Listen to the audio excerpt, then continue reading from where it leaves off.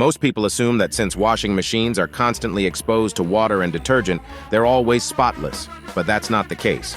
In reality, your washing machine can become a breeding ground for dirt, mildew, and other harmful microorganisms.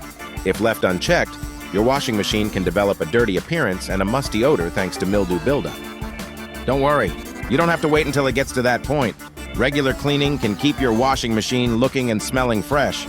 In today's video, we'll show you a simple, cost-effective way to clean your washing machine, especially if you have a front-loading model.